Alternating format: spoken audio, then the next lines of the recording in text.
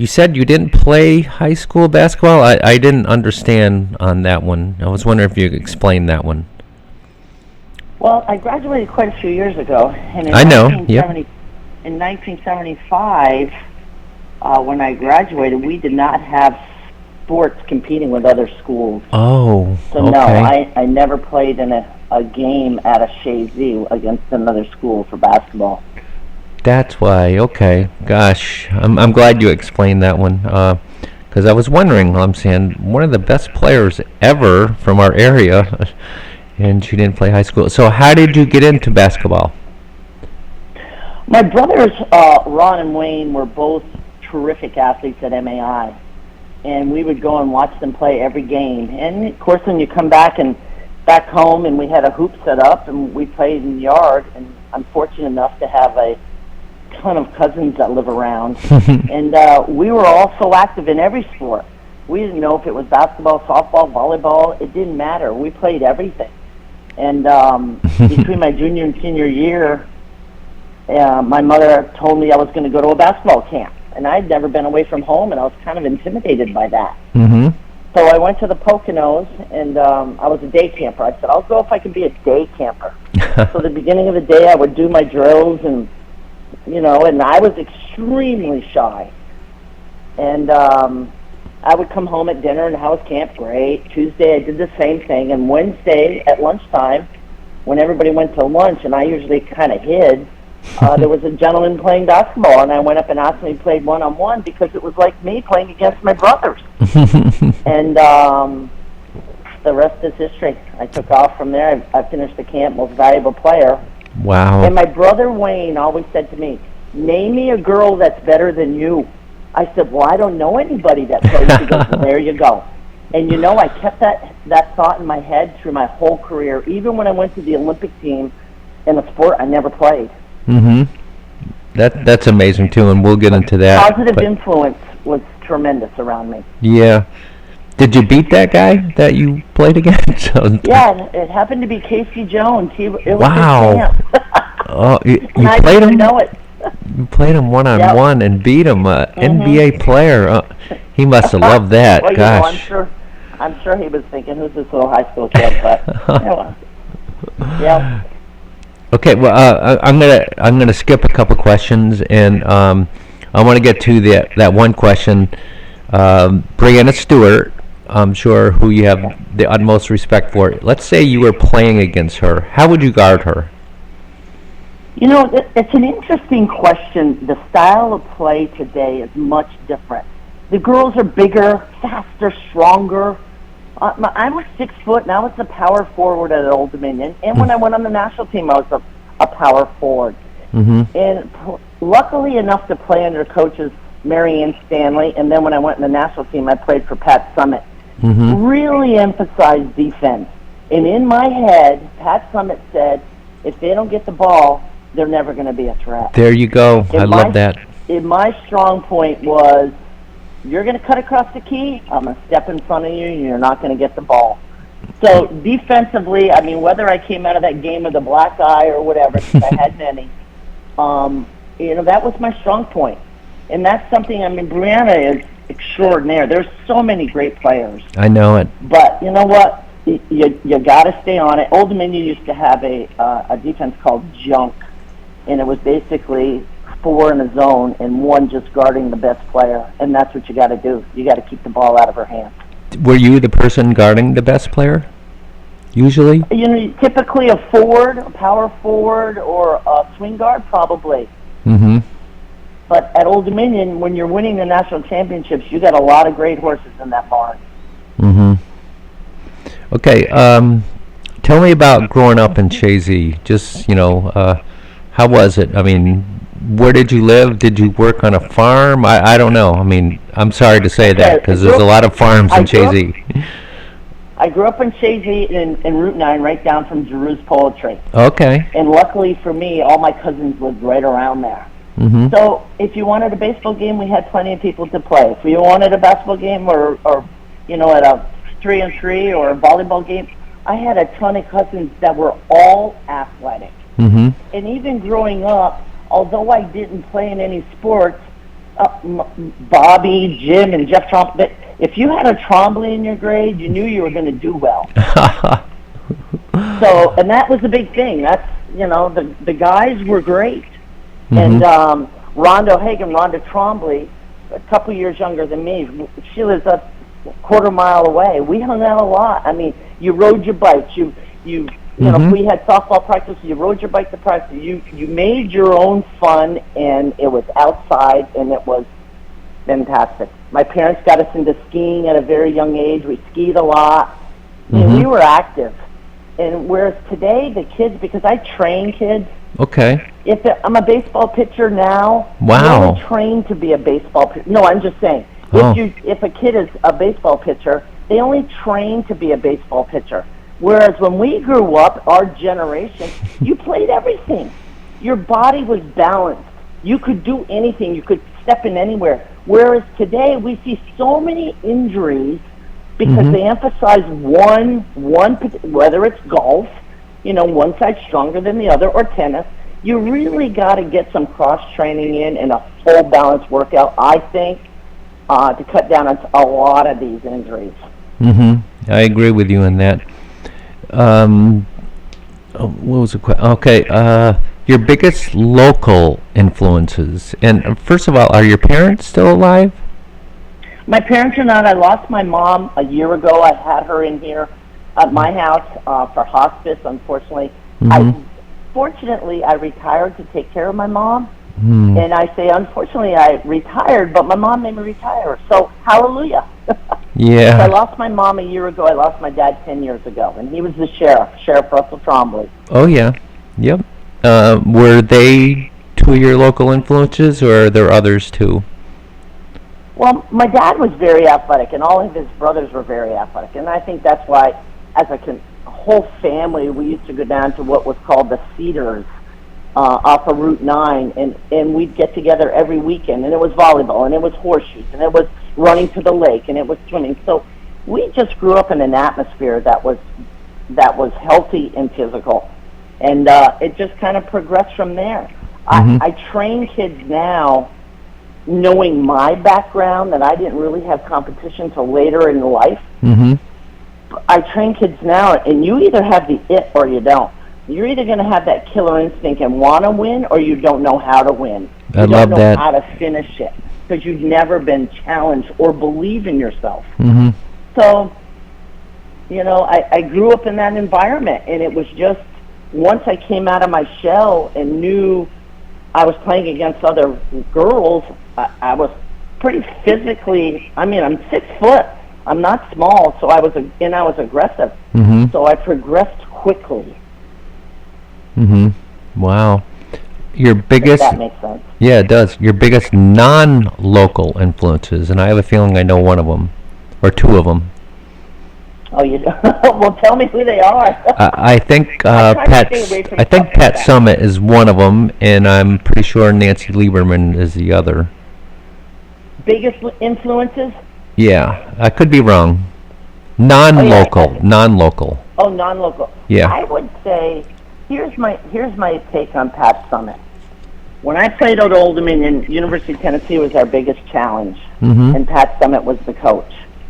And after we won the national championship in 1979, Tennessee came in third, and we won it. That summer, I was selected to go to the national team. We won the world championships. I traveled all around the world, Korea, Russia. We went everywhere. Amazing. When I came back to Old Dominion for my senior year, after that full summer of travel, I injured my knee and was out for the year. And as I laid in the hospital having major surgery, Pat Summit called me every single day.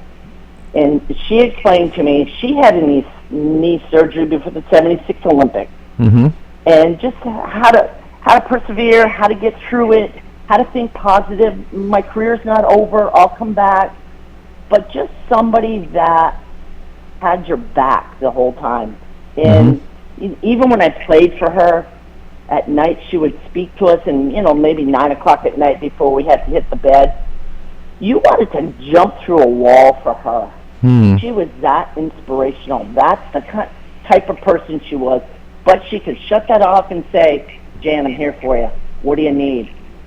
After my career, after my Olympic team, I came back and did a lot of radio and TV for women's basketball. Yep. And I can remember playing against Tennessee, Old Dominion against Tennessee. I'm on the radio for ESPN.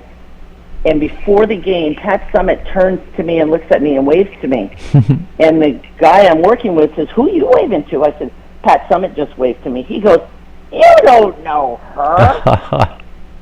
So after the game, I went over and I asked her to come over so I could interview her. He about dropped his teeth. Gosh. That's there was times she took me in the locker room when they played Old Dominion. She said, "I need you in the locker room just as another champion to speak to the girls before the game," and just a class act for women's basketball. And I'm sorry that we've lost such a great leader. When you won the national championship at Old Dominion, who did you beat in the finals? And how did you play in that game? We beat Louisiana Tech. Okay. I had 15 points. And I will tell you, at the 11-minute mark, I remember this. At the 11-minute mark, I picked up my fourth foul. And I was the fourth starter to have 4 fouls. First half or second half? 10. First half you picked up? That?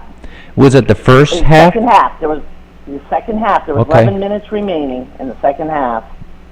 And I had my fourth foul. And we were trailing at that time. It might have been by 10. And we just came out, and none of us let up. The coach, Marianne Stanley, just let us have it and just said, "I need all of you in the game. You can't come out." And we didn't. And we ended up winning by 10. That's awesome. There's not a lot of people that can. Not a lot of people can say that. Not a lot of people can say that. I did ask you that late question, and I want you to just say it out loud. If you were younger and you were still playing today, who would you want as your coach? Would it be Pat Summitt, or would it be I'm forgetting it. Put down Gino. Gino, yeah. Which one? Gino from Connecticut. Yeah. Connecticut has a fantastic program. When I was playing at Old Dominion, Gino was the assistant coach at UVA. Okay. And players that wanted to come to Old Dominion, we kept saying, the roster's full, but UVA is up and coming, and we knew he was going to be great. He was great then, and then after he went to UVA, he got his University of Connecticut. Connecticut has done very well, but I will say what Pat Summitt has laid the groundwork for women's basketball. No doubt. And I know personally how she treats those players. Like I said, you'd go through a brick wall for her. And I'm sure they would for Gino. Gino's now the name that's out there. Yeah. But I would hands down play for Pat Summitt. Yeah. Everyone that played for her flat out loves her. That's inspirational, really.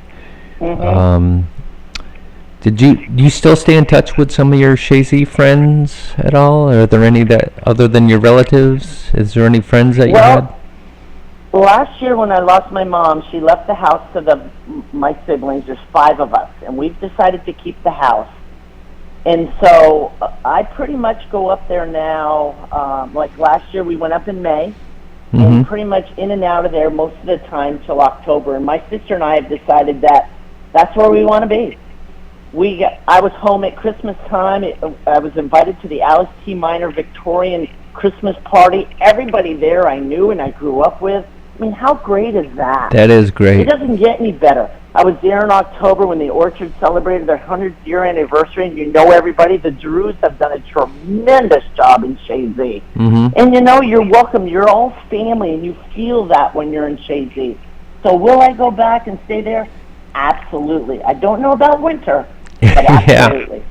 It's just January and February that are tough, but everything else is fine in my opinion. I love this area. I love Lake Champlain. So I'm with you. Yeah, and that'd be great to have you back in the area. It really would. People have the utmost respect for you. I've been trying hard to get a hold of you, and I put it on Facebook. Does anyone know how to get a hold of Jan Trombly? Didn't get any responses. So, but finally, and I really appreciate it so much. Your favorite coach at any level ever? That's a tough one. That is, because everybody played such a different part in my life. It's interesting you said that. Yesterday, Marianne Stanley called me. Really? She said, I understand you were inducted to Old Dominion's Hall of Fame, and she says, I am angry at myself for not attending and backing you. And, you know, that touched me because I was inducted quite a few years ago. But for her to reach out now, and she says, I will never miss another event on you because you are that important. Mm-hmm. That's pretty special all these years later. You know, and just because I give back, I try to make a difference for people, and I give back, and, you know, it comes around. So Marianne's pretty big in my life. Mm-hmm. And I stay in touch with my teammates at Old Dominion. We do a Zoom call once a month. And as we're getting older and we have our aches and pains, and most of us are just starting to lose our parents, it's tough. Yeah, it is. So you try to keep your family here together, and that's my family. We went through a lot of growing then, and they're all pretty special. You know what? I think Chazy is the best school district in the entire area. It's so homey there. So many good people. Yep. And yep. and people, the teachers there, most of them live there, so they understand the community. It's just terrific. Mm-hmm. There's no other like it. Did you know George Brendler at all? Probably not. Or I did know George. He was the PE teacher for the boys. Okay. But, you know, it was soccer. It was all about the boys. I had Mrs. Tom.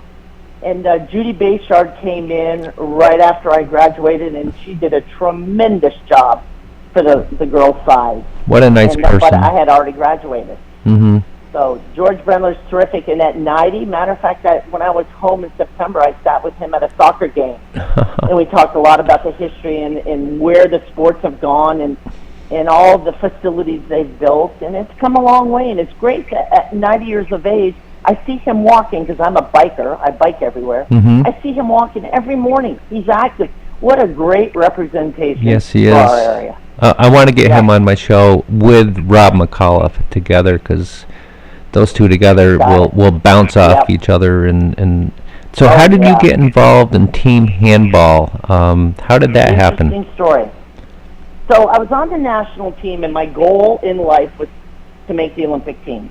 Now, after we won the first national championship and I got invited to go try out for the national team, and I made it, the forwards on that national team were Nancy Lieberman, mm-hmm. Ann Myers, Carol Blazkowski, Jan Trombly.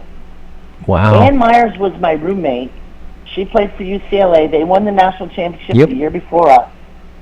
Ann Myers didn't even know my name. I remember hearing her on the phone and say, I don't even know who my roommate is, but she played for Old Dominion.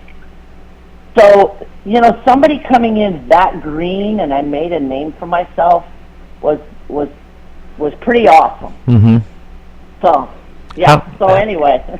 How close did you come to making the 1976 Olympic team? Did you? 76, Did you get invited to the tryouts? Oh, I did. I did try out. That's exactly right. Okay, here we go. This is a story. Mm-hmm. So I had gone to school. I went to school in Canada because I played high school ball up there 1 year. My senior year at Old Dominion, I went and played in Montreal. So I went up and played for a coach called Norm Vickery in Canada. Okay. He was the national team coach. So right away, I was playing with the national team members from Canada. Mm-hmm. So Norm called my parents and said, I think she needs to try out for the Olympic team because she needs to get her name out there. Mm-hmm. Well, I'm playing in Canada. So my parents agreed, and my first tryout was in Vegas. So I flew to Vegas, and I want you to know, maybe that was my second flight of my life. Jay-Z girl in Las Vegas. Yep. That's something else. Vegas, by myself.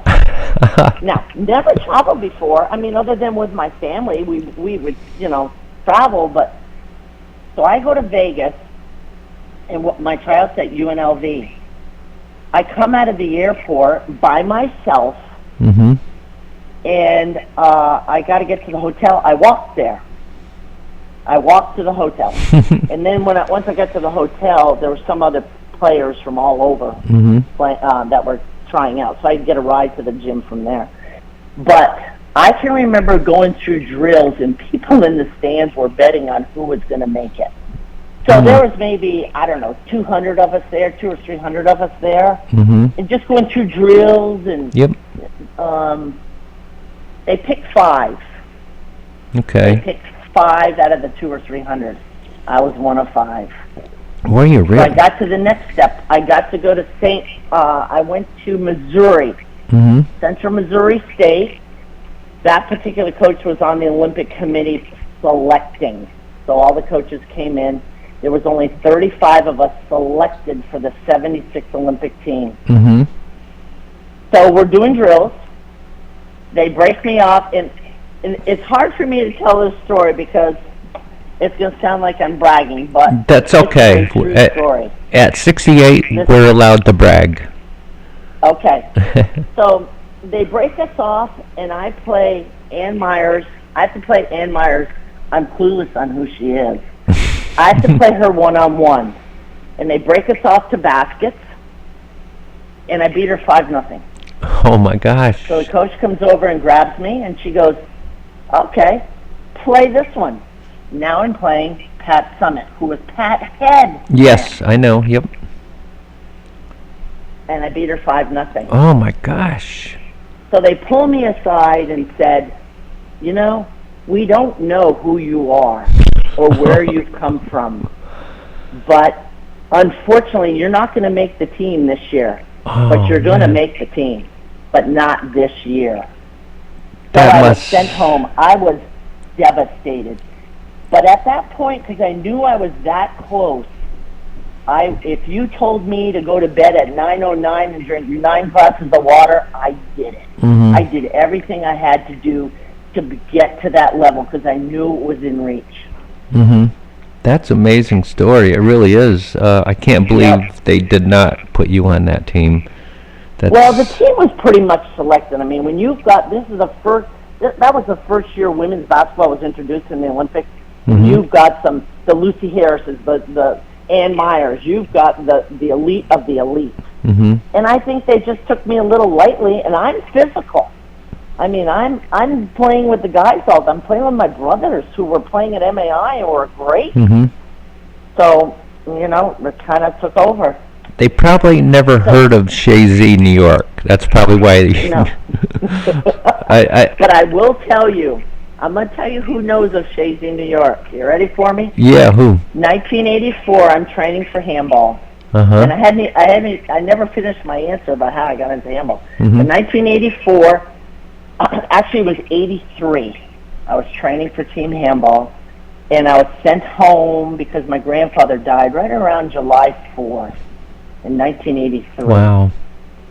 I got a call from Ray Gandolf from ABC Sports and said, we're coming up for a week. We're going to follow you around. We're going to go to the Olympic Training Center with you, and we're going to do a segment on you. And they did. Yep.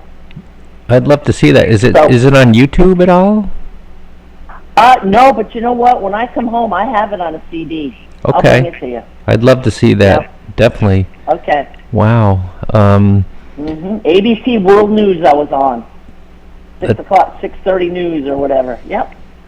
I keep saying this, but a Shazy girl, amazing. You know, I mean, I'm saying it in a positive way, by the way.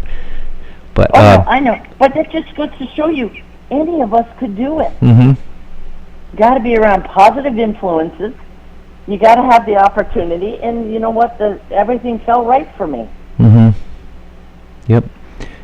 The word association, you sent me something. I'm just going to do 2. One of them you didn't agree with, but I'm going to do it anyway. So, Nancy Lieberman, word association. First thing that comes to your mind. Amazing. Awesome. Way above her time, way before her time. Has done so much after basketball for the communities. It's mind-boggling. The amount she gives back is mind-boggling. Has done more for the sport than anybody. Sorry, it's more than one word, but you got to hear it. Yeah, and you do know, I think she was the first player invited to an NBA tryout. I think it was Ann Myers. Oh, okay, I'm wrong then. I thought it was Ann Myers, Nancy. because Ann Myers' brother played in the NBA, and Ann Myers was the first Yes. Okay. to get invited.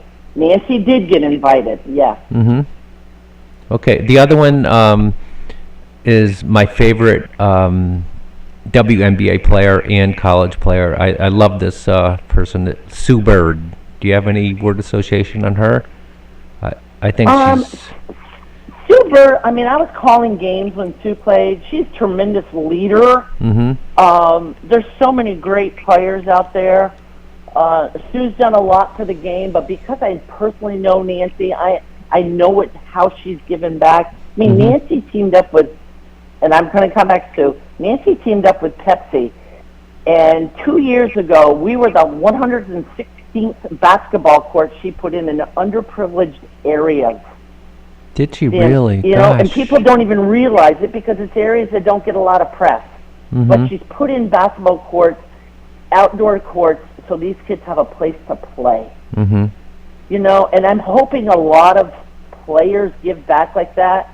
And we played at a time when there was no money. You played in the Olympics when you were a true amateur. You weren't making a boatload of money. Now with the nil and the transfer portal and the amount of money these people are making, I think is ruining the sports. Yes. I truly do, especially at a smaller school like Old Dominion. How are they doing? How's Old Dominion doing in women's basketball? They doing? We're okay. I think the emphasis has switched a little bit more towards football. And the women's basketball program has dropped some. We're out of the top 25, which hurts my soul. But I did make a comment about a month ago. We had the Ann Donovan Memorial. Ann Donovan was a player that I played with, 6'8" and decorated, and we had a memorial game for her, and there was very few people there. And I said, you know what, I'm going to take this on. She is the most decorated athlete out there, and played on 2 Olympics, coached an Olympics, won a national championship. This needs to be a big deal. So I'm going to do all I can to get the alumni back involved and get this program up and running, and not up and running, it is running, but bring it up a step and get more people involved in backing it. And matter of fact, that's why I chatted with Mary Ann Stanley yesterday, and she says, I'll be in town. I'm going to do all I can to help you. Wendy Larry, who also coached at Old Dominion. So, you know, it's people like us that I'm fortunate enough I played here. I made a living here. And it's been a fantastic area for me, and I want to give back, much like Shay Z. We're going to take a really quick break. I'm going to get back to you, okay? Stay there. Okay. Sure. I leased last year's Kia Sorento when you can lease this year's Kia Sorento for the same. She's one of the best. And let's see, your favorite teacher in high school. I like. Maybe you don't want to answer that, but everyone has a favorite. I do. Okay. I have a favorite. Beth Sherman. Oh, Mrs. yes. Sherman. She was a science biology. She's fantastic. Skier, active. Yep. Talk about your 2 national championships in Canada. You won 2, I went think. and played for Norm Vickery, and he was the national team coach. So we had a kind of a stacked team, and I played in Sudbury, Ontario, which is 5 hours north of Toronto. He was very strong on defense, and Tom, this is a true story. I remember 2 games in particular in my freshman year. One, we were up 42-0, and the other we were up 54-2. And our halftime talk was, both games, if they score 10 points, we will be back here at midnight, and we will run sprints till the sun comes up. But once you have that mindset, you know, you're not going to give up. Our goal was to win the national championship. And so even though you're much better, you've got to play to that level. And there was times, even at Old Dominion, when we're playing a team maybe not as strong as us, and you know you're going to get pulled out as a starter, you still got to play with that same intensity. You don't want to play to the level everybody's at, so to say. So I like that answer a lot. Okay. Caitlin Clark, Juju Watkins, or Paige Beckers. Who's the best of those three? And maybe you don't want to answer that. I don't know, but Well, I do watch the game, Mhm. maybe not as much as I used to watch the game, and all three are fantastic. But Mhm. I would say what Caitlin Clark has done for the women's you are game so right. is mind-boggling. Mm-hmm. The sellout crowds. Matter of fact, one of her teammates was on ESPN, or she was speaking. She says, I've been in the WNBA for 7 years. She said, my aunt calls me when Caitlin gets on the team, and she wants to come and watch. She says, I've played for 7 years. You've never wanted to watch me play. But Caitlin's made a difference in people coming to watch women's basketball that have never watched it. And it's opened our eyes to Juju. And Paige Becker's been around for a while. Unfortunately, with her knee injuries, is tough. But the way those three glide and see the floor, and it makes it look so simple. Have you met and it's Caitlin not. Clark? Have you met her? What's that? Have you ever met Caitlin Clark? I have not. Okay. But boy, she has blossomed the women's game that like no other athlete. Definitely, yes. And one thing I'd like to do, are you in the New York State Basketball Coaches Association of New York Hall of Fame? Because if not, I'm nominating you. I have. I'm not. Okay, I'm nominating you if you don't mind. Do you mind? No, that would be fantastic. You deserve to be in there on the first ballot. And I'm 65. I get to brag a little bit, but and this isn't about me either. I run a free basketball camp in Plattsburgh. We had 405 kids last year. Every one of them got a free pair of sneakers. They got a leather basketball. I hand out trophies, and I've been doing it since 2016. So if you are around, I'd love to have you. It's in July every year.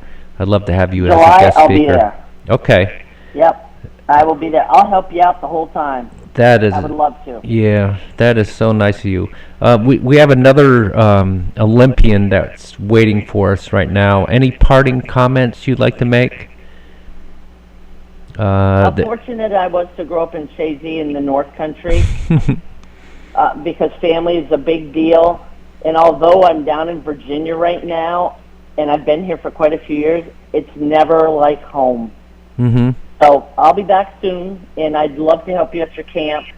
And, if I made the Olympic team and played on a national championship, any of us could do it. Mm-hmm. Just surround yourself with the right people. Yep. I'd like to take you out for breakfast, okay? So, okay. I would love that. All right. Thank you so Appreciate much. it, Tom. Okay, you take care of Thank yourself. you. Bye. Okay. Bye-bye. Tell me about growing up in Saranac Lake. Yeah, I mean, Saranac Lake's just kind of the quintessential winter sports town, so especially back in the 80s and 90s when I was growing up, what you did in the winter was you skied or you played hockey, and, or you speed skated maybe, or you, competed in one of the Olympic sports like, Nordic combined or, luge that not every other kid gets an opportunity to do.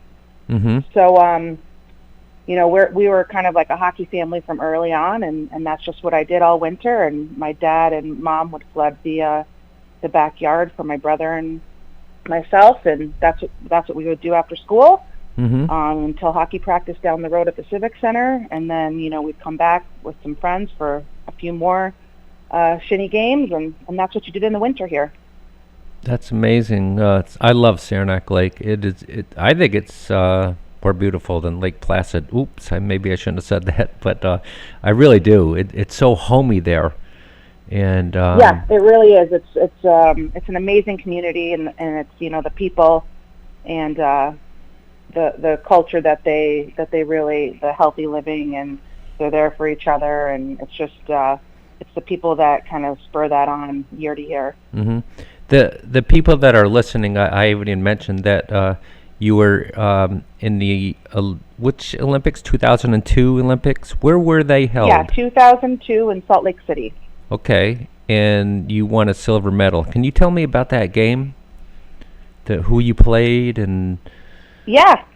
Okay. So a little history going into that gold medal game. We had a tour before starting in August, a training tour essentially, throughout the whole country to kind of build up some momentum, both in terms of hosting the games, in our own country and also for the sport, and to get our team ready.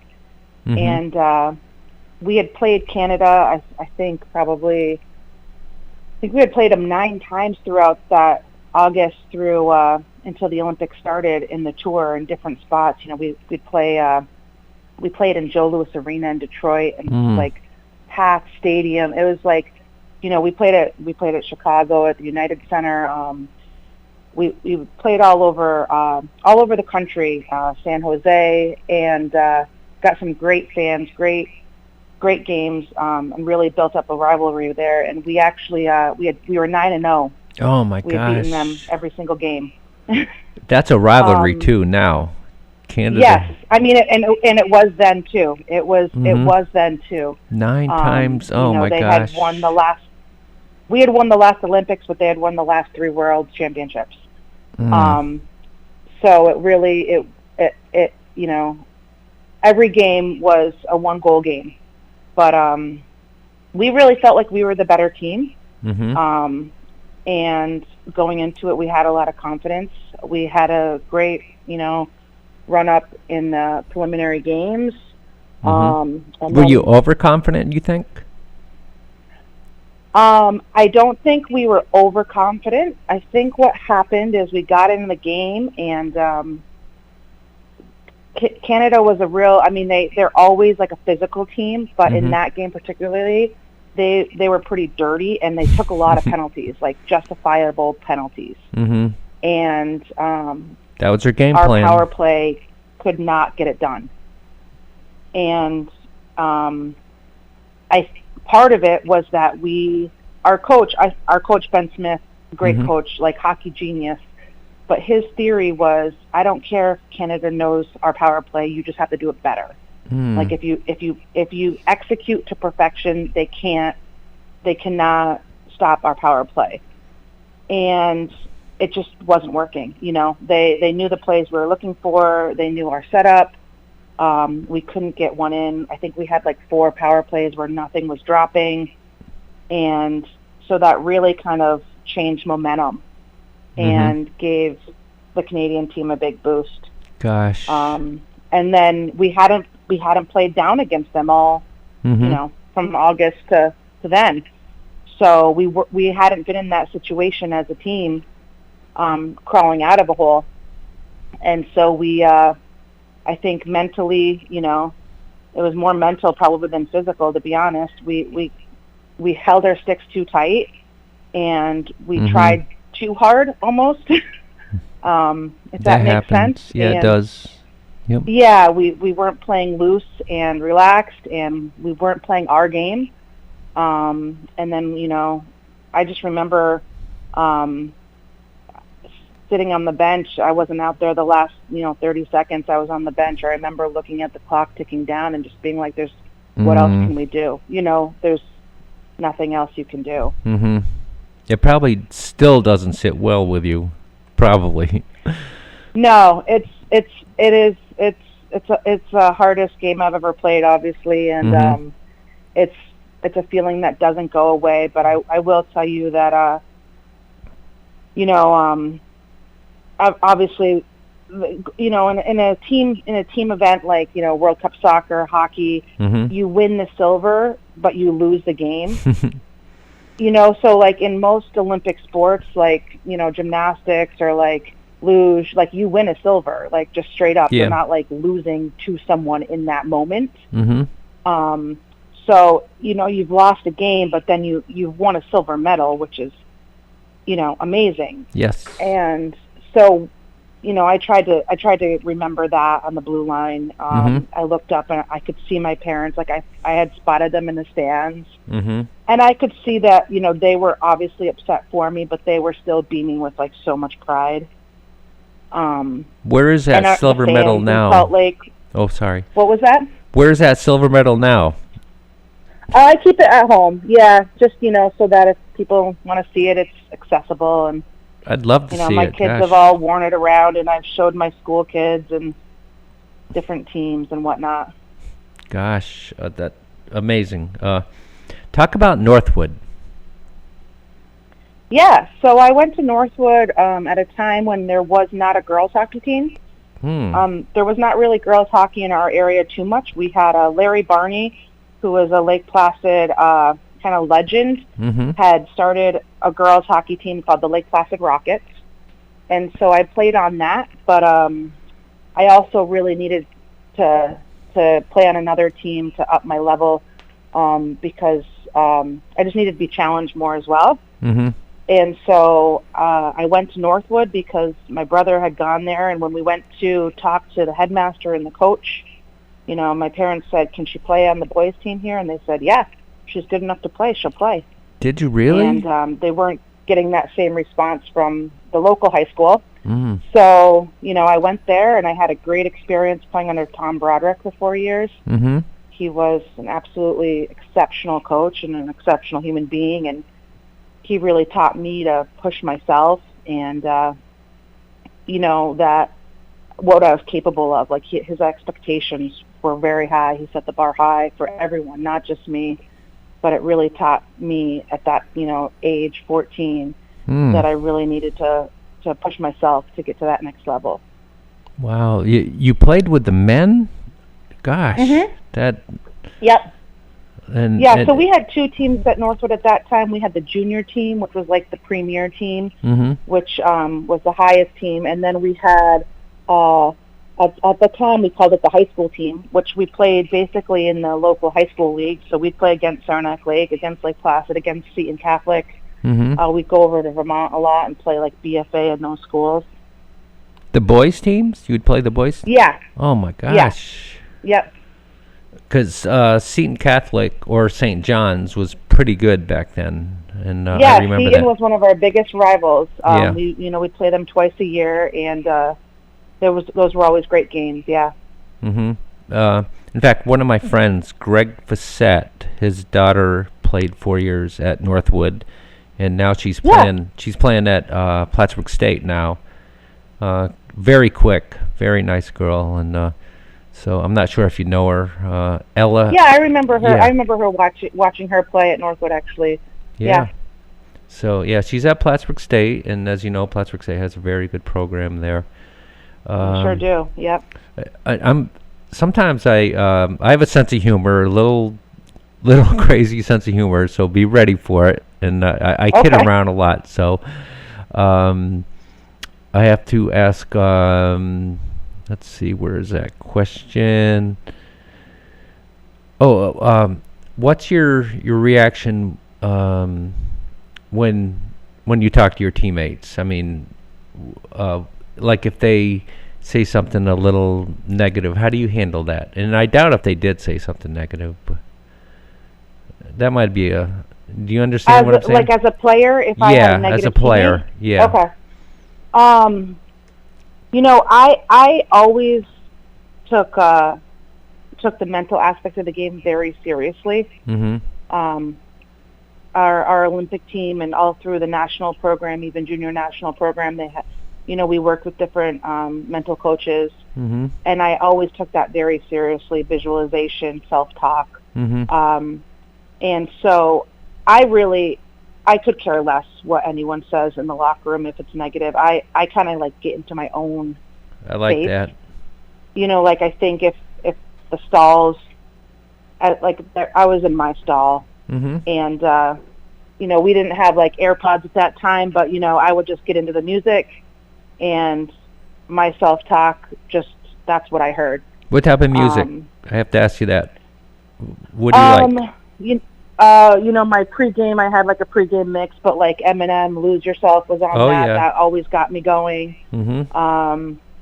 And some, like even a lot of times it's the lyrics, not even the beat, that would Yeah. get me going. Like Tribe Called Quest had some like really like positive, uplifting songs that just like got me in the right mindset. Okay. When did you learn? Here's one of my crazy questions. When did you learn how to skate backwards? What age? I actually have a pretty vivid memory of learning how to skate backwards. Okay. As I said, I grew up right down the street from the Saranac Lake Civic Center, Mm-hmm. and I was a rink rat, and public skating, if not every day, every weekend, my mom would just drop me off, my brother and I, and we'd hang out there and do public skating for hours. And I remember there was an older girl that was in the Saranac Lake High School when I was about probably 6 or so, and she played hockey on the boys team as well. Her name was Heidi. Mm-hmm. And I remember at that one public skating, she said, "All right, push me." Like I'm like, and she taught me how to C-cut, and she held my hands and taught me the right way to skate backwards, and I remember that pretty vividly, because most other girls on the ice there were wearing figure skates, and it was me and Heidi in hockey skates. But I didn't really learn how to really skate backwards until I made the Olympic team, to be honest. Wow. Because I did what a lot of kids do, which is, kind of wiggle their butt, I call it, and just kind of like move your feet in that backwards way, but not really dig into my edges as much. Mm-hmm. Coach Smith was a real stickler for real skate. Like he made me a much better skater. He made all of us much better skaters. And I really learned how to really skate backwards, use my edges, C-cut properly, return to, under my body, not just rely on crossovers, which a lot of kids do. They just rely on crossovers to get them places. Mm-hmm. So I really learned how to be a real good backward skater once I made the Olympic team. Talk about getting that phone call that you made the Olympic team. Talk about that. That you definitely made it. You probably had to go to tryouts first. Yep. So it's kind of a long process, obviously. The first round is just being evaluated like throughout the whole. Mm-hmm. You're always evaluated. I was part of the junior Olympic kind of pool, and I was on different junior national teams going all up. I had tried out for the 1998 Olympic team. Actually, I was a senior in high school. Was still at Northwood. I had tried out for that in the summer. And I didn't make that team. Close, though? Were you close to making it? I don't think so. I think that it was kind of like, hey, let's bring this kid in so she kind of sees what it's like. Mm-hmm. And I had been kind of in and out of the Four Nations tournaments and different national games. They had kind of had me in as a filler because I was local and they were training in Lake Placid. So I think it was more like, let's just see what she does. Mm-hmm. And I wasn't mentally ready. Like I didn't think I was going to make it going into that tryout. So I probably didn't deserve to make it either, You're humble. But after that, I did get I got a note. I still have it from Cami Granado saying, hey, this isn't over for you yet. And I mean, I barely knew her at that point. I had played with her like, maybe 2 years here and there. And she sent me that note, which was pretty cool. Mm-hmm. That is for the cool. 2002, yeah, it is. Yeah, that's the type of person Cami is. For the 2002 tryouts, in August we tried out, and there were probably the top 50 in the country, and they chose 25.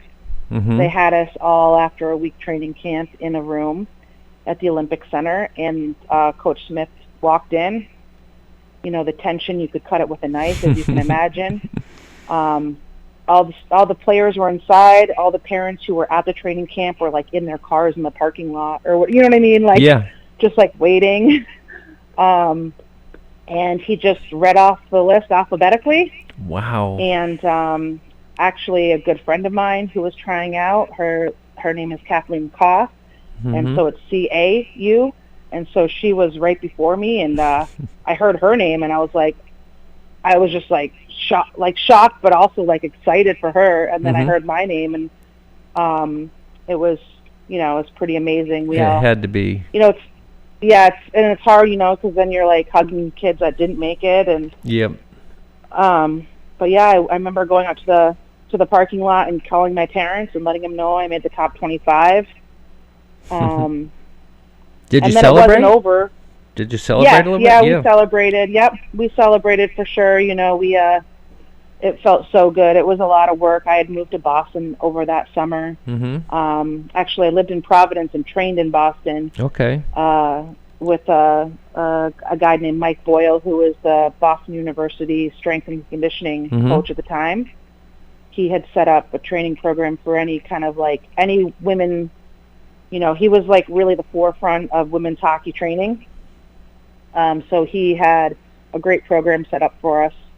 But it meant being somewhere new, learning how to do it on my own, motivating myself. So I was pretty proud of myself that I had committed to it, and I had achieved it.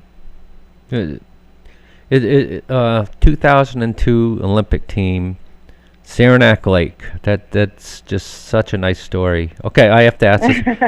Your favorite sports movie? Was it a hockey movie? I'm one of those people that cries at any sappy sports movie, So, I love the underdog story. So, Rudy, I love Rudy. Okay. I love Miracle, obviously. Oh, yeah. How do you not love Miracle? Mm-hmm. So I mean, Slapshot's a great movie. Youngblood. The other hockey movies are good movies, but I kind of like the ones with the underdog story. Yeah. I'm gonna do my word association. Okay. Maybe Okay. you don't even know. Jeff Potter. Orta. Jeff was the backbone of Orta for many years. Yeah. Mm-hmm. Canadian hockey team. First thing that comes to your mind. Rival. I told you I was going to ask you this one. Prom date. Yeah, so we actually didn't have a prom when I went to Northwood. They do now, but they didn't when I went there. I kind of throw that in there. I'm sorry for. That's all right. Best game you've ever played. St. Cloud State when I was at Princeton. I think I might have been a sophomore at Princeton at the time. Mm-hmm. Maybe a junior. Okay, I think the college team you really disliked and enjoyed beating when you were at Princeton. It's a tie between Northeastern and Yale. I hated playing both of those teams, and anytime even if we got, those were the worst games. I hated those games. But I loved them when we beat them. How was it like going and playing at Harvard? That must have been just an unbelievable atmosphere, because as you know, Harvard's just one of the top Harvard, schools. To me, to be honest, I knew I knew most of the girls on the Harvard team. We had all grown up playing against each other, with each other. They had a few Canadians, which, kind of got under my belt at that time. Jen Botterill was on that team. But, they also had some of my friends, AJ Malesko and Angela Ruggiero. So, and I really loved the Harvard coach, Katie Stone. I thought she was a great coach, and I respected her a lot. So playing against Harvard didn't have that fire in my belly that some people might. I also, the rink there is to me. It's not like a super storied rink. It's not like someplace, I don't know if you've ever been to the rink in Princeton, but No. I kind of call it like the cathedral of hockey. It's like the most beautiful rink in my mind, the Hobie Baker Arena. So sometimes, like the Harvard rink was kind of like, it's all right. But just being on that campus, I would enjoy it. So, and let's see. Okay, I know that from what I heard about you, you're really humble, and I really like that. But you have to talk about some of your accolades in every sport you played, and don't be humble. Brag a little bit here. Well, So one thing about me that's kind of interesting that some people like don't believe, but it's true. Like I have zero mind for stats, for sports stats. Mm-hmm. It's not important to me really for myself or other teams. And so I don't remember a lot of those things. I remember moments, not stats. Mm-hmm.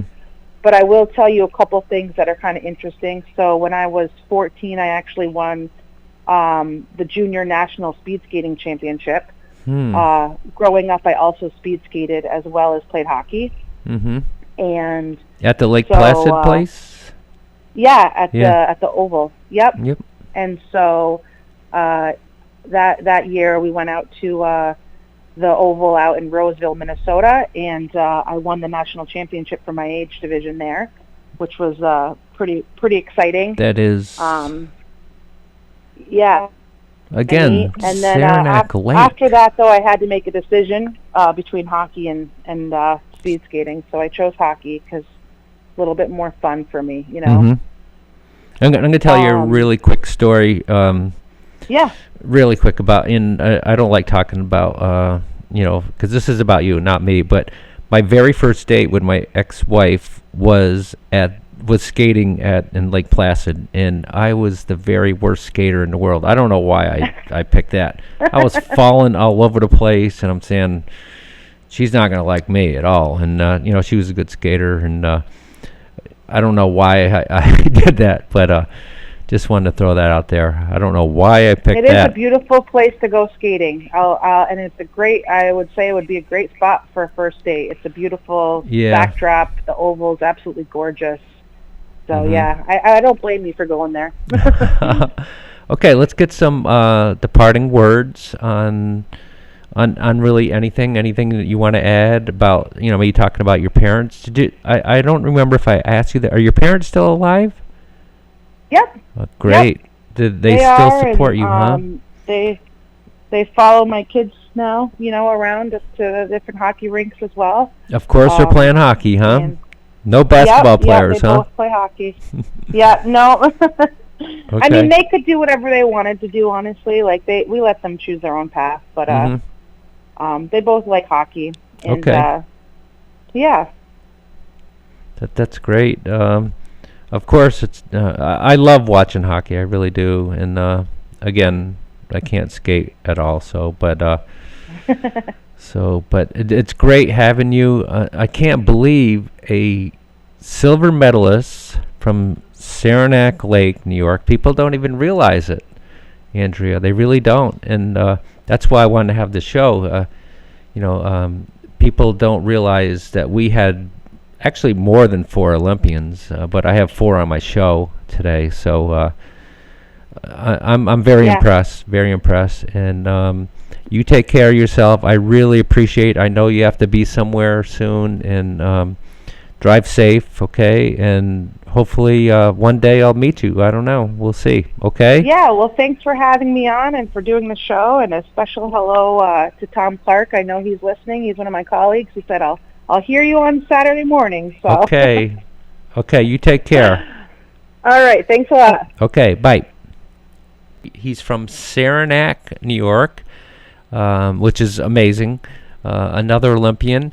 He's going to tell his story, and he has some excellent story. He was the driver for bobsledding, and so it's pretty neat that we have someone right from Saranac, and he's going to talk about the Olympics and some other things as well. So again, we have Hunter Chruch, and he looks like an athlete. He's a fireman now in Plattsburgh City Fire Department, and we'll talk about that too just a little bit. So, okay, here are some of the questions. How did you get into bobsledding? Yeah, so a little more unique. In the sport of bobsled, it's kind of niche. There's no high school bobsled or collegiate bobsled.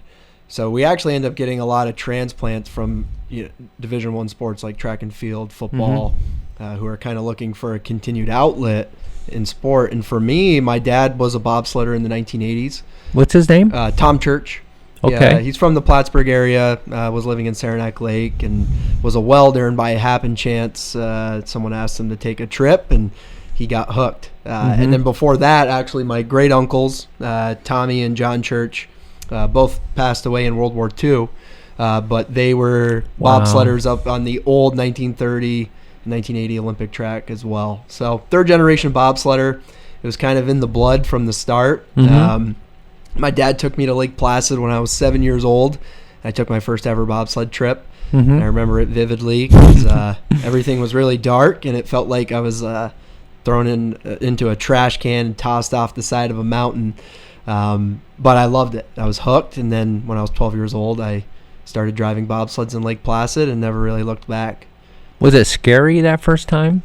You know, that's funny. I get that question, and the answer is no, quite frankly. And I guess that's how I knew I had the nerve for the sport. It was awesome. And really, I didn't have any fear until I was about 16 years old, and I took my first ever bobsled crash. And I think that was when I kind of contemplated whether I was doing the right thing. But, you know, I had my dad's support. He was my biggest supporter growing up. And getting into the sport, and he said, just get back in the sled and at least take one more run. And so kind of pushed myself and got out of my comfort zone to make it where I was. So how bad were you hurt on that one? What type of injuries? So for drivers, of course, our heads are exposed, so concussion was a really big issue for us. Neck injuries as well. I was told by a chiropractor when I was about 20 years old, I had the neck of a 40-year-old. You're not 20. You look 20. Well, thank you. I feel 20 still. 28 years old now. Okay. But yeah, so neck injuries for us are big. For the brakemen, they have to wear Kevlar vests because if they don't, they get what's pretty similar to road rash. It's called ice burn.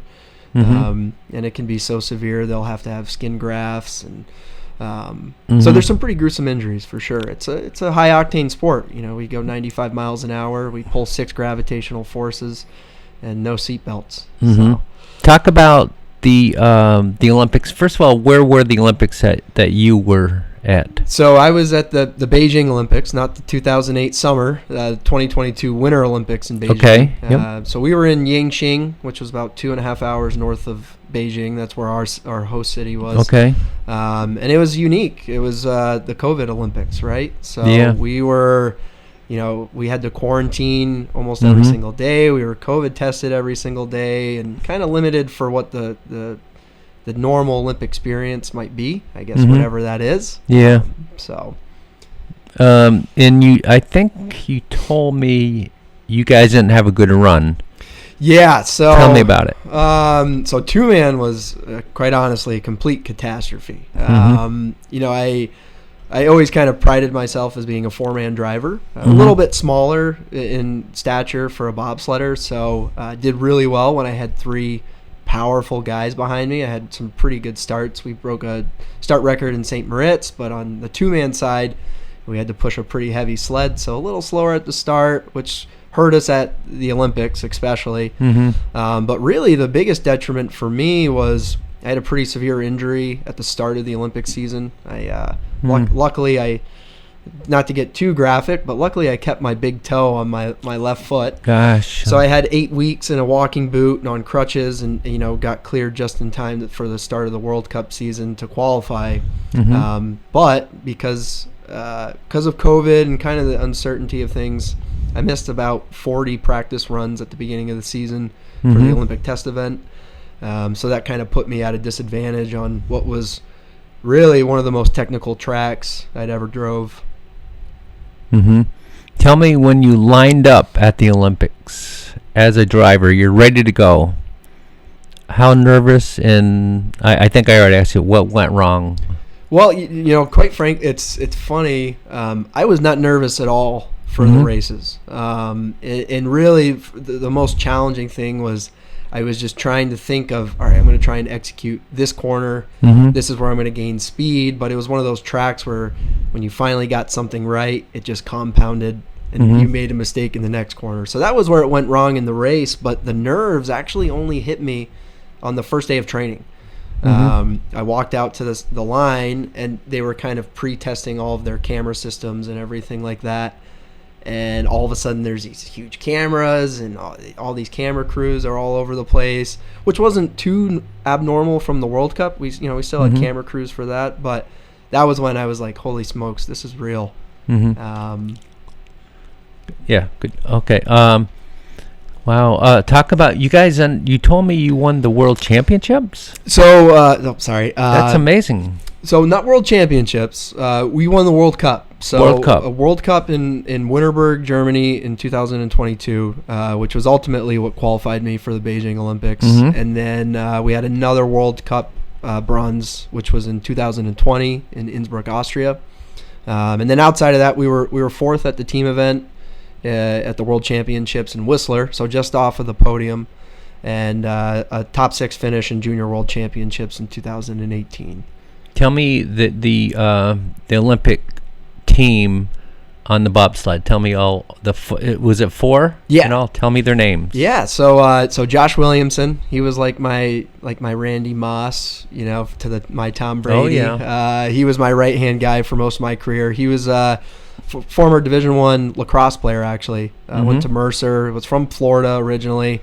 Excellent athlete. My brakeman was Charlie Volker. He was a running back at Princeton University. Super fast. He was like a 4.340 guy, just a freak athlete. And my right side pusher was Chris Horn. He was a Division I decathlete from UMass.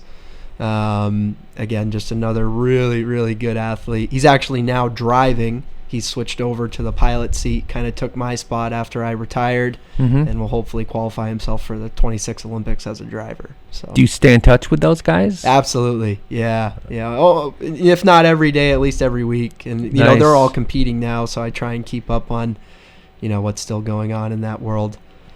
What was your strongest asset on the bobsled team? What did you do really well that helped that team? I think for me was I was a good driver, and I learned in Lake Placid, which was arguably the hardest track in the world. Really?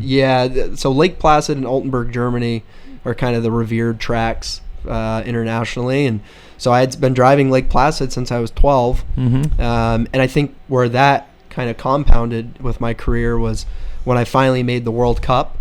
I picked up a lot of these new tracks really, really quick, which was ultimately kind of what propelled my career to the Olympics. So, being adaptable and, just having the nerve to stay calm under pressure, especially when kind of faced with some unique challenges. And another Olympic athlete from the local area, from Saranac, of all, that's amazing too. I love hearing these stories. Your biggest local influences? It's funny. My biggest local influence as an athlete was Josh Brooks. Really? Yes. Yeah. So I would, of course, as a kid growing up in Saranac, there was all the banners everywhere. And Josh Brooks had a banner in Saranac for when he had went on to play at Syracuse. And I, everyone, I'd say, oh, well, who's this Josh Brooks? Oh, well, he went and played Division I, but no one ever goes on to do anything from the area outside of that. And so he was kind of like a motivator for me to be like, well, I'm from Saranac. He went on to do great things. I can do the same thing. So he's a chiropractor now, and I'm trying to get him on my show. Do you have a good rapport with him? He messaged me, I think, after I qualified for Beijing, because I think I'd mentioned his name before too, and said, hey, congrats, and but other than that, I haven't really spoke to him. No. Okay, I texted him and he did get back to me. So, he did get back to me. He read it. So, okay, I'm going to do some word association. And the first one I'm going to start with, I didn't put it on here, but Chris Verkey. Yeah, Chris Verkey, excellent coach, a legendary coach in the North Country and in Section 7.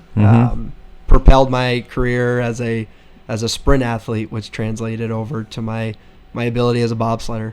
So he was awesome. Yes. I have to throw in this one, Jason Lacey. So I talked with a couple, because I never got to work with Jason. He retired before I came on to the department. And I talked with a couple of my senior drivers, And they tried to help me with some word association. They said, well, Hunter, it's probably not appropriate for on air. So, so we'll say senior driver. That's probably the best one there. Okay. Yeah, he's pretty funny too. Olympics. What's the first thing that comes to your mind? Lake Placid. That's Okay. the heart and soul of the Olympic pride for me. So, Saranac. Yeah, I think when I think of Saranac, I have to, because when I was living in Lake Placid training, and I tell people I was from Saranac, they said, "Oh, Saranac Lake." No, Saranac, where the There you Saranac go. River is. So, You hear that all the time, Mm-hmm. all the time. Off the bobsled thing, I had a few other things.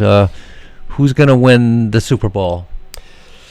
I know your favorite team, I think, is New England. no, actually, Oh. the Giants. Ironically, Okay. I said Tom Brady, Randy Moss. Yeah, that's but, right. I was thinking. But I mean, just a legendary pair. I just kind of threw in there. But no, I'm a Giants fan. Of course, they're far from being in the Super Bowl.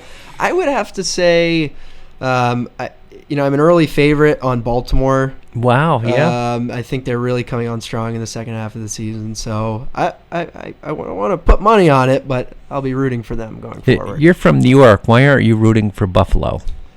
Come on here. Yeah, I guess I am, but Denver's going to be they're going to be a sneaky team, and I wouldn't be surprised if you see Denver knock off Buffalo, and then Denver come back and beat the Chiefs. to My go to the AFC prediction: Championship. Buffalo 30, Denver 0. That's my prediction. Really? Yes. Well, as long as they use what did Chris Collinsworth coin, the Buffalo bobsled push there that Yeah. they did a couple of years ago, maybe they'll win. So. Yep. I have something that maybe you don't know. There's 2 cities in the entire world that had the Summer Olympics and the Winter Olympics only an hour away. Can you name them? Oh, I know Beijing's one. Beijing is one. Can you give me a hint? The continent, at least. Okay, you're in the city right now. I'm in the city right now. Plattsburgh. Plattsburgh had really. Winter Olympics were in Lake Placid, an hour away. Oh, In 1976, they were in Montreal. Montreal, yes. So that's Oh, okay. yeah. Yeah. I'm surprised you didn't get that one. Okay,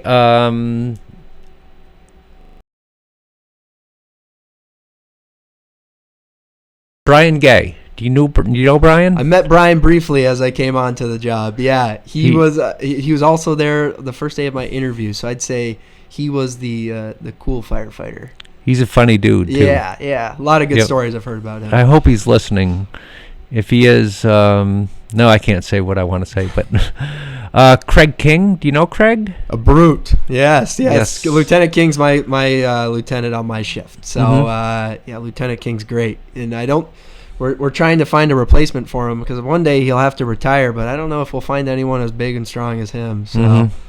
Did you know he was an outstanding basketball player? I don't know if you knew that. I did not. He could dunk like anything. Yes, he played at Plattsburgh State. He doesn't brag at all. He's just, that's him.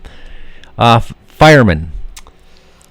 That's an interesting one. I guess sleepless would be the first thing that comes to mind. I mean, it's 24-hour shifts, and it's a busy city here in Plattsburgh. Yeah. Busier than most would think. Have you ever saved anyone's life? Yeah, actually, without saying names, ironically, Yeah, I understand. we Yep. did have a cardiac reversal a couple of weeks ago, and ironically, I got to meet the individual. He came into the station, they came into the station the other day. So that was a really cool opportunity to shake their hand and Very nice. Yeah, see You'll them. always remember that, won't you? Yeah, absolutely. Yeah. I respect the firemen so much. Most underpaid, along with teachers, military, and nurses, the most underpaid in my opinion. So, Yeah, okay, we have I'm going to end with. I want you to talk about just anything you want. Because I can tell you're very humble too. And talk about just your story, and then we have to move on to another guest. sure. Well, I'll keep it keep it as brief as possible. No, you but, don't have to. Are you enjoying yourself right now? Yeah, this has been great. This is super fun. Are the firemen listening? They may be. I don't know. I mentioned that I was going to be here, but we'll see who decided to tune in this morning. Yeah, I mean, for myself, again, not very, abnormal of a story. Small town kid. Started, of course, bobsledding, which was kind of my unique thing in high school and what I kind of really held on to as my identity moving forward. And ultimately, decided to forego going to college, went right into competing with the team in 2015. Was a far shot to qualify for the 2018 Olympics, and actually ended up doing so. I qualified our 4-man sled in pretty dramatic fashion. It came down to the last race of the year, and it was a big deal because it was the difference between 8 men going to the Pyeongchang Olympics or sending a team of 12. And ultimately, like I said, we ended up qualifying that 4-man sled. And at the time, I was still pretty young. I was 21 years old. And the team had decided to go, even though I qualified the spot, with a more senior driver to represent the team, which was crushing. And at that time, I was like, well, am I ever going to make it to the Olympics or not? Came out the next year, had a real big chip on my shoulder. I was like, all right, I'm going to be the guy this year. I'm going to prove everybody I should have gone to those Olympics. And I ended up just missing out on the national team by 0.04 of a second, which, for reference, it's about 300ths for you to blink. So that's how close I was to making the team. And then ended up, kind of talking with the head coach at the time and said, what am I doing wrong? Am I ever going to make it? And I was actually told to retire. The coach pulled me into the office, said, well, you just haven't progressed these last few years the way that we thought. And, if you were my son, I'd probably recommend you moving on and doing something else. Which was that motivated you? Well, it was actually, again, in a way, I kind of said, well, I'm just like my dad had told me. I'd mentioned at the beginning, I crashed when I was 16, and he said, at least just get in and finish, take another run. And at the time, I was kind of like, well, it's over. So I said, well, I'll just finish out the season. Just like my dad said, at least finish what I started. And I was kind of prepared to that was going to be my swan song. I'd just take a couple more runs and end the year, and then I'd kind of go off into the sunset. And ironically, the guy that I had qualified for the 2018 Olympics ended up pulling out of the 4-man event. So I got called within like a 24-hour period. It was, all right, you should retire. And then it was, hey, we need you to get up here and qualify yourself for the World Cup. And I'd go on to be the highest finisher for the men's team on the World Cup that year, and to finish 8th place in Lake Placid. And I'd go on to qualify for my first World Championships. And then after that, that was kind of the catalyst for my career. I went on the next year, finished 5th in the world. I won the first medal on foreign soil for the men's team since Stephen Holcomb, who was the best driver that the U.S. team has ever seen and probably will ever see in my lifetime, who unfortunately passed away in 2017. So that was a really big deal. We, won a medal. We were 5th in the world, and then the world kind of ended there in 2020, right after the end of that season. And kind of did our due diligence to fight back. Had a great victory at our national championship title race to qualify for the Olympics. Or for the national team for the Olympic season, we had won by over a second and a half, which was a huge margin in bobsled. We're talking usually races are won by a 10th. And that was like a 70-0 football game. And then went on that. That was kind of it, really. Went on that next year, and we finished. We won that World Cup medal in Winterberg, finished 10th at the Olympics, and then kind of, like I said, bobsled was a big part of my identity, especially growing up. So I really went through some tough times after the Beijing Olympics of kind of trying to find who I was outside of the sport. And luckily, I found the job with the fire department through Corey Crahan, Jerry Marking, and then on top of that, I know them all. Yeah, and on top of that, I started my family. I had my fiance Courtney Roy, and we had our daughter Raina back in 2023. I know Courtney. Oh, you do? Yes. Yep. You kind of overachieved with her, just to let you know. I did. Yeah. She's amazing. I mean, she's an RN. It's funny. She always pushed me. She said, "You need to get in. You would probably like the medical field." No.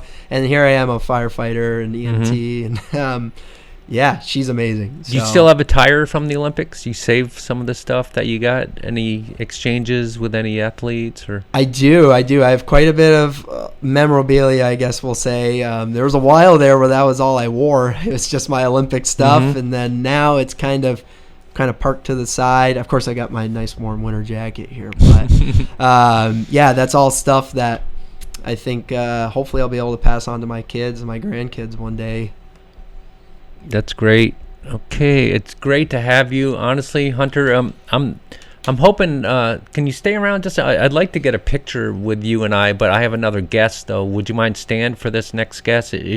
She'll be on for about 20 minutes. It's up to you though. Don't feel obligated. If you have to go somewhere, don't worry about it. I got to pick up a couple things, but if you want, I'd still love to grab a picture with you. And okay, maybe during a break. Okay, sure. We're gonna take a break, and then we'll go from there. Okay. Thank you, Hunter Church, Olympian. Hi, Gail. Hi. First of all, I apologize for being all guests have been they've been really good. I'm not sure if you're listening. You can get the Wiry app, but am I pronouncing your last name correctly? If not, let me know. It's Helfer. A lot of people switch the F and the L, so it's Helfer. Yeah. Helfer. Okay. Yep. And you got it. It was Ricketson at one time, right? That's correct. That's my maiden name. Yes. Right. Okay. Let me. First of all, you're in Vermont right now. Where are you in Vermont? I live in Poultney. Oh yes, where Green Mountain used to be. That's correct. Yeah. Yeah. And what are they doing with that now? Well, it was sold, and the guy who bought it was the guy who started Whistle Pig. I don't know if you're familiar with that whiskey. Yep. And since he's left that company, he's on his own, and he bought this with the idea of he's into high-end brandy now, and he wants to build a distillery, and he wants to build a nice hotel there, and then maybe some of the dorms he'd turn it into condos and residencies, but he's going through, I think, 250 Act, and he's got big plans. So when it's all going to happen, who knows? The wheels of bureaucracy go pretty slow. Poultney is a nice little town. I always loved going there when I had the referee at Green Mountain. Really liked it a lot. Very homey. Yes. So, explain again. We have Gail Ricketson Heffler, right? Helfer. Gosh, son of a gun. Yeah. Sorry. Okay, explain Plattsburgh High School to Olympic athlete. How did that happen? Well, it certainly happened, unexpectedly in some ways. When I went to college, What college? I went to the University of New Hampshire. Okay. And certainly I was excited to go to the university because they had a great ski team. And I grew up skiing competitively. I know that. And so being able to go to college and be on a ski team was a very exciting time for me. So I did ski competitively 4 years on the UNH ski team. But while during that college time, when I was a junior, I actually came across the rowing club pretty accidentally. I was actually out on a bike ride in the fall with other ski team members, and we happened to go down this road that took us past some water, and we saw these people with these long boats, big boats, and putting them in the water, and we stopped and talked to the folks that were there. And of course they immediately tried to recruit us to all come back. And I think I was the only one that actually was intrigued enough to come back and try it.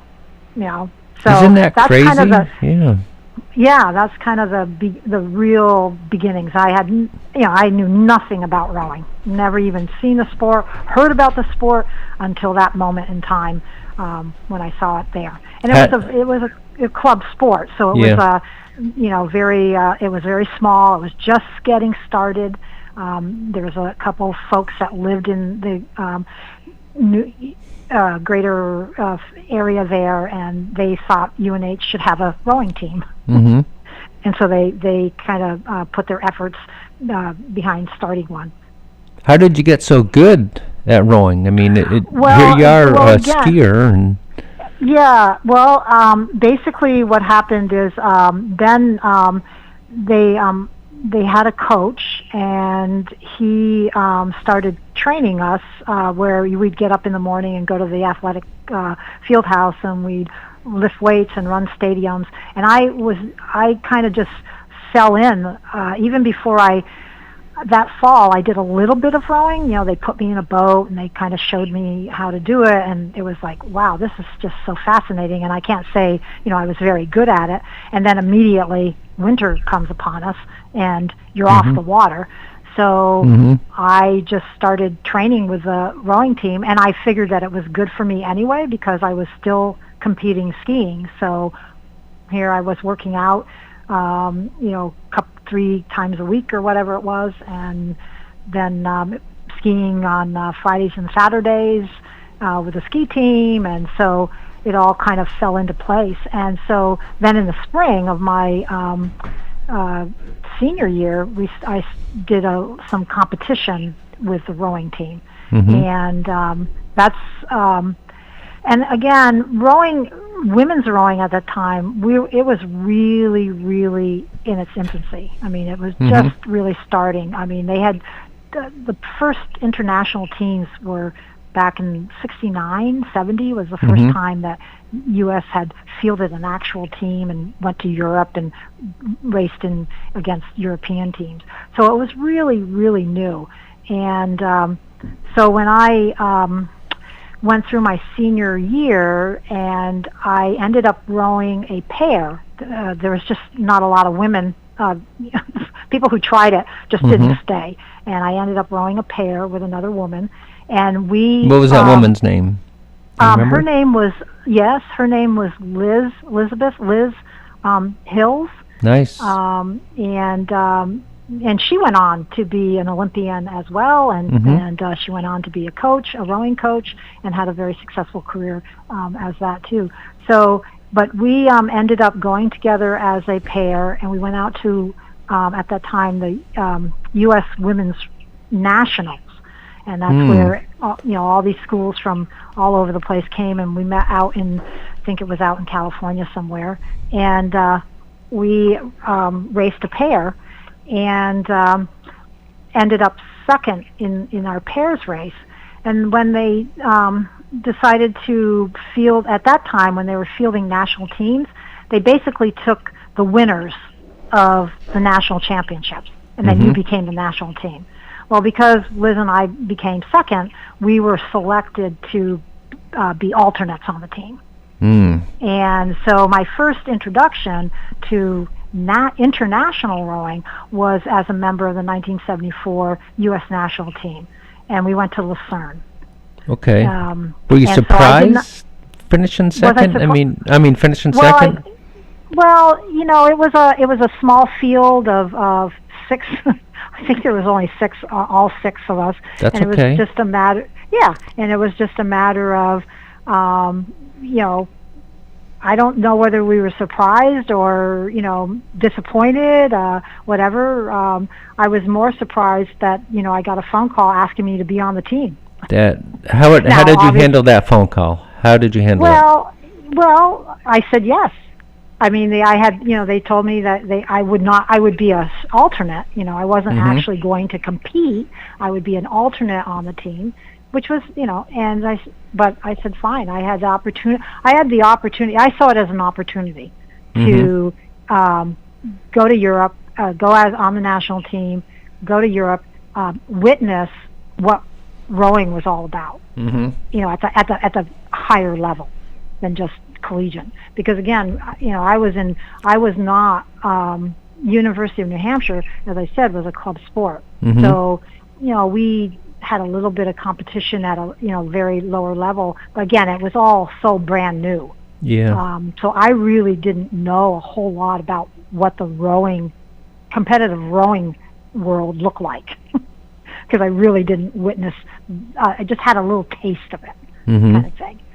So I ended up being part of that team, and that's what really, I think, whetted my appetite. I went to Lucerne with the team and watched the women's races, and I watched, and at that time, the men's races followed the women's races, and I watched the men, and it was an awesome experience. And it just whetted my appetite, like, wow, this is really a neat sport. Mm-hmm. So I came back and finished my senior year and, you know, competed, you know, at that level of regional. We were more regional, smaller schools. But, you know, we had a good team. We fielded a pretty good team, and we had fun. And then when I graduated, and I have to admit that I really think that timing and luck had a lot to do with where, you know, the path that I went down in terms of rowing. Because in 1975, the governing body of rowing, U.S. rowing, they decided that they wanted to have a national camp for women's rowing so that they could field a much more competitive national team. And by national camp, like the men had a national camp, you bring in all the best rowers from all around the country. And we all came, it was on invitation, so they invited like 100 women rowers from all around the nation. Did that make you And nervous? Having that many? Or? I don't think well, absolutely. I mean, absolutely, because you knew you were vying for a seat. And yeah, there were pretty intense times. You know, you were training very hard.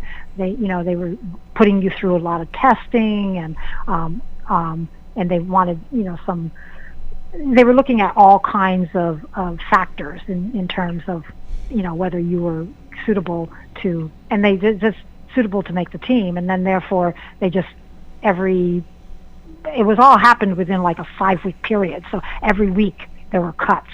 You know, and I do remember when those lists went up. You know, we'd be all crowding around and going, "Oh my God, am I going to make the next time? You know, or am I going to be going home?" And so, fortunately, I made it through the cuts, and I made the 1975 national team, and we went to England that summer. And so then when I got to England, I was in the boat, and then just prior to competition, the coach took me out of the boat. And I was devastated, I have to admit. Why did he do that? He made a last-minute decision that the person that he put in my place was going to be, was going to help the boat better than I was, I guess. I mean, he, you know, so that's coach's prerogative. That was that subjective sense, you know, that the coach has. And having been a coach, I understand where that comes from, you know, because I had to make some of those kinds of decisions, you know, as to what person is going to be better or possibly better than the other person. So, but anyway, from an athlete's standpoint, you know, I thought, you know, and I was ready to go to the start line and be part of that. This is for women's eights. Yep. You know, so when I was pulled out of the boat, and you know, I was crushed. I have to admit, you know, I was, you know. But, you know, it was what it was, and I ended up watching the race on the sidelines and cheering my team on, which they did very well. They ended up getting a silver medal.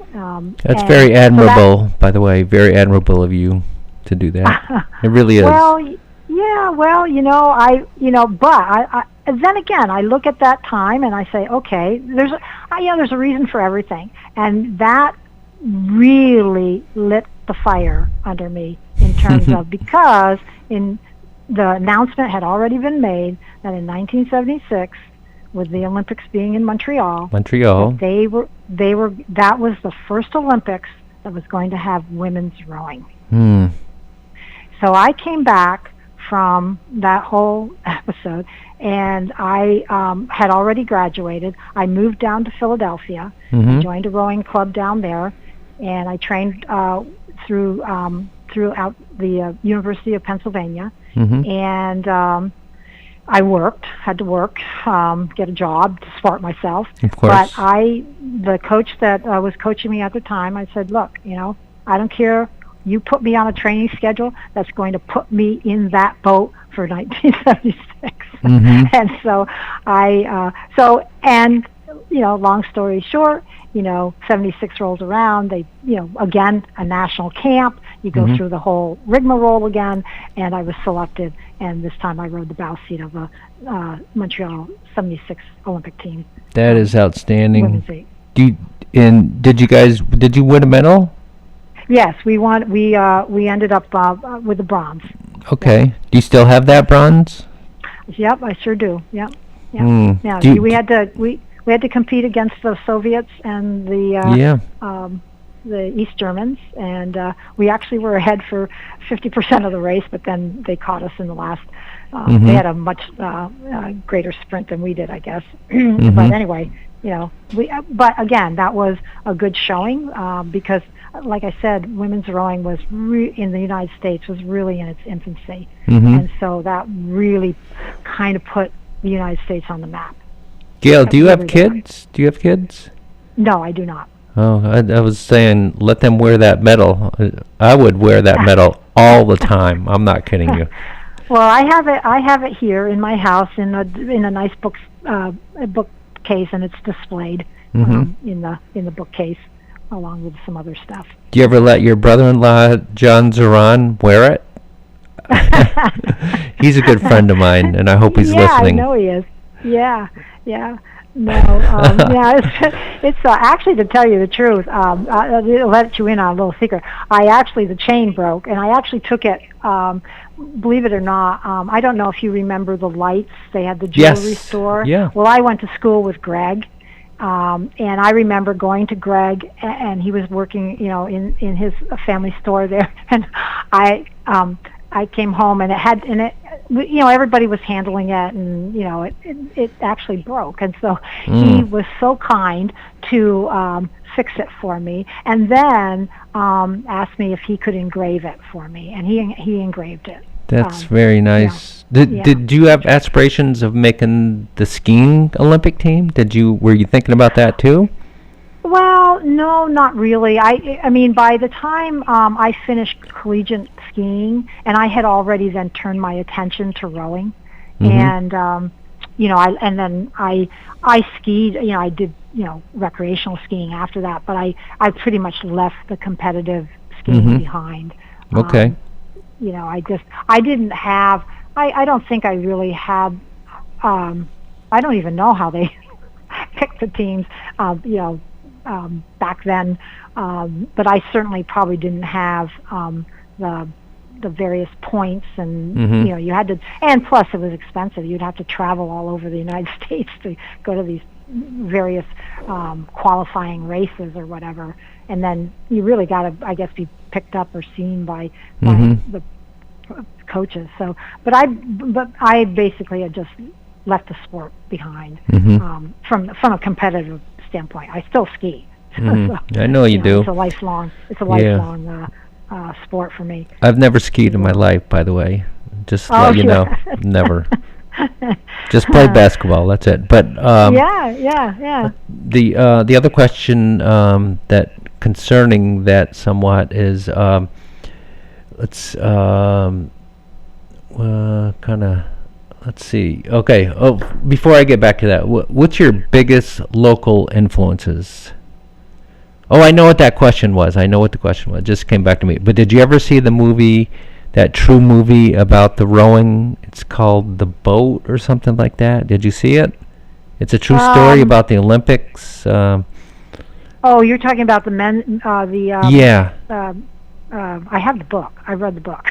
I loved the movie. I really did. Yes. And I'm trying to think. No, I have not seen the movie actually. But the book is just so. The Boys in the Boat. The Boys Yes, in the Boat. there we go. Yeah, right. Excellent movie. Right. Excellent. Right. Oh, absolutely. Yeah, very different times. I know. Very different times. Yep. Yeah. So, Okay, yeah. biggest local influences Oh, wow. You know. in Plattsburgh, or in Plattsburgh. yeah. Well, you know, I grew up at a time, you know, in terms of women's sports. I didn't really have any one person or individual. I knew of the Cochran family, obviously, in skiing. You know, I have to just credit my parents a lot. There you go. And particularly my dad. You know, he loved skiing. He was a passionate skier all his life.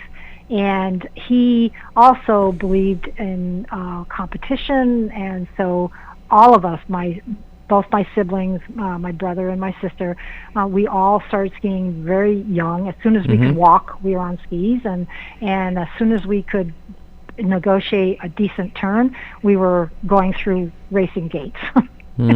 So, you know, we started competing at very young ages, and we all three of us competed through elementary school and into high school, and then even my brother competed while he was in college a little bit, and then I competed, you know, when I was in college as well. So, and I think that just sort of, for me, I don't know. I have a competitive gene in me, I guess. And my father was a competitive racer as well. He skied for the U.S. Army ski team, and so he did some of his racing. He certainly raced as a young high school student, and he used to regale us with all kinds of stories about what racing was in his day. And then skied also, raced in Europe after the war as well. Nice. So you know, so he kind of nurtured that competitive spirit in all of us, and I'm the one who just really kind of kept it going. And like I said, luck and timing with rowing. I mean, it's just kind of where I was, when I was, you know, when and Just where. luck. You're right.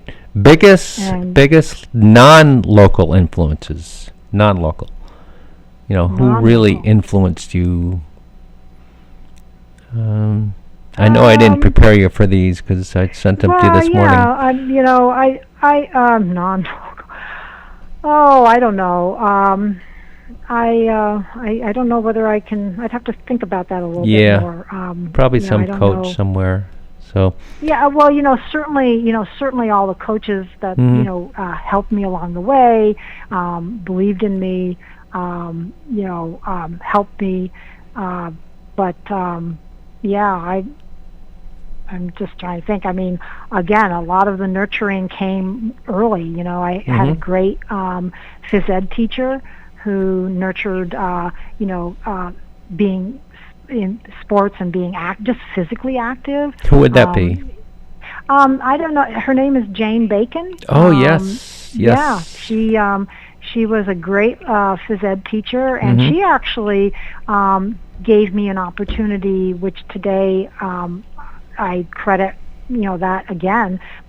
You know, as I said, my father probably nurtured that love of sport and competition, and certainly being in the mountains, obviously, because you're skiing.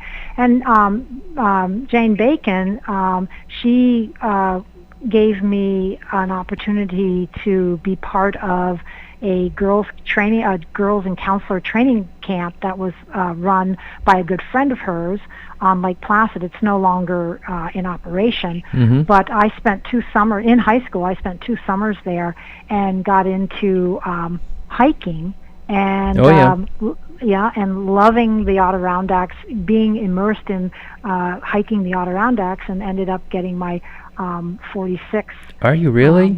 Yeah, so I'm an early, early, because now they're up to, I don't know how many people are 46ers. There's Still, thousands of people that are 46ers. some people Yeah. try the winter 46 and the summer. I Yeah, would no, never do the winter. Nah, I've done a little bit of winter hiking, and I do enjoy it, but I pick my days very careful. Of course. You know, it's got to be a nice sunny, nice sunny day to be out in the Yeah. in the mountains. What Yeah. sports in high school did you play? Well, again, a lot of that was intramural. It was Yeah. certainly through gym classes, but I did play field hockey. I do remember doing some intramural type of field hockey.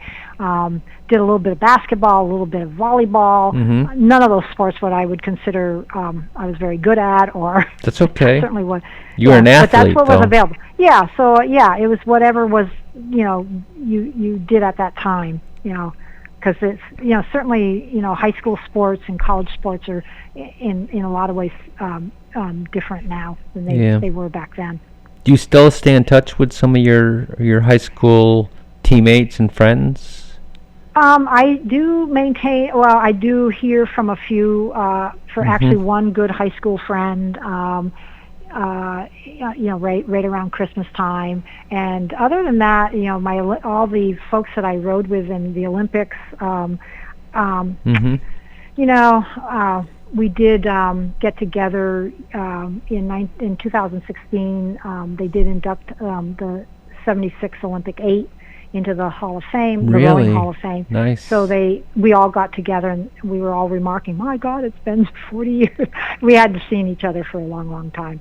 And you're still always be friends too, right? Oh yeah, you have that common bond, of show, because the time that we were together was very short. It was very intense, but very short. And then we all went off into our own life's paths, and some stayed in rowing a little bit longer. Others, disappeared and went off and did their own thing. But yeah.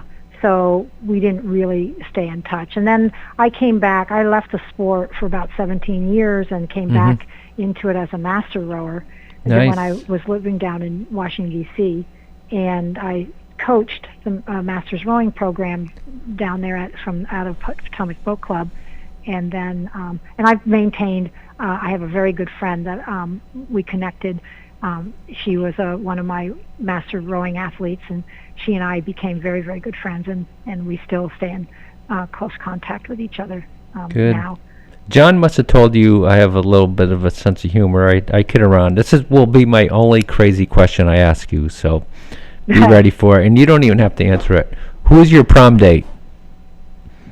I have to ask that. Well, I'm trying to remember his name because I can't remember his name. Is that terrible? No, I no. don't know. Don't worry about it. I mean, I can see him. I mean, but I can't pull out his name That's okay. because it was a last minute date. All right. I love asking it and putting people on the spot on that. Okay, we're going to do some word association. And obviously, I have to start out with your brother-in-law, John Zaran. Whatever first comes to your head, a couple words. Oh my gosh, I'm not prepared for this at all. Anything that comes to your... You could say Uber driver. Yeah, that's right. Yeah. Wow. Okay. Yeah, all his community involvement. That he was Uber driver. He was. I think he did Meals on Wheels for a while. Or Great whatever. pitcher too. Yeah. Yeah. Okay. And, well, baseball. Great picture. Yeah. That's right. Your sister. Oh. First thing that comes to your mind. Teacher. Okay. Teacher. Okay. Are you married? Yes. Your husband then? I don't know his first name. What's the first thing that comes to your mind? His name is Chuck. Chuck. Okay. Oh, my best friend. Nice. My confidant. My everything. He's everything in the world to me. Mm-hmm. I love hearing that. Vermont. Oh, Vermont. Green. Okay. I love the long trail. All right. And I always talk about this girl because she's done so much. But Caitlin Clark, what comes to your mind on her? Oh, just an awesome athlete. and you know, the little bit that I've seen of her and know of her, you know, just tremendous athlete. She, you know, wonderful person, I'm sure. She is, yes. Yeah. Okay, we're going to finish, and I want you to finish by humbly talking about your accolades, and then we'll end up. And Well, you know, we're at an age now we can brag, so don't worry about it. well, I've been inducted into my high school, my college, and then in the National Rowing Hall of Fame. So those are very honored. You know, I'm very honored and pleased to be part of that. And I probably was more successful as a master rower than I was as an elite rower. I mean, my elite rowing, obviously the pinnacle was my bronze medal in '76. And then, you know, I rowed on the master scene for about, I don't know, 4 years, and had, you know, a lot of success there. And then also coaching, and I very pleased to have had a successful group of women, highly successful in the boat and highly successful off the water as well in the careers that they were pursuing, as well as some of them were full-time also mothers and working full-time and getting up in the morning at 5:30 and coming down to the boathouse and rowing. So I really looked up to every one of them, because that's quite awesome. Gail, you've been flat out awesome as an interview. Really have. First of all, I want to say I'm proud of all the accomplishments that you have done representing the North Country, and there aren't a lot of people that have a medal. A lot of people have been to the Olympics, but you have a medal, and you'll always have that, and I appreciate everything. And I'm not sure if I ever met you, maybe, but if hopefully one of these times I'll meet you, and you take care of yourself. And well, thank you. Thank you very much. Thanking me talking with me. Okay. I appreciate it. You take care. All right, you too. Thank you. Okay. Bye. Bye-bye. Okay, that'll about do it for, I know it's a long segment, and I appreciate Wiry and my technical advisor here, Mr. Drew, for helping me out so much. He always does, and thank you so much, and we'll see you next Saturday. Thank you. Bye.